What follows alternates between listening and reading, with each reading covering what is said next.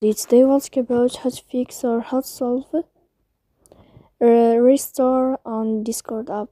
To know how to fix or how to solve restore on Discord app, you should just go to settings. After that, you can click on apps, default apps, app settings.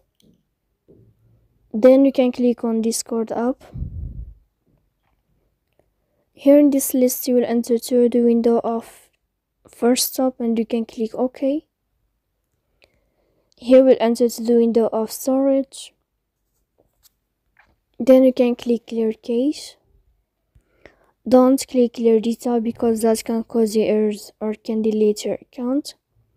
And in the end, you can turn off your phone. So please don't forget to support us, bell like and subscribe.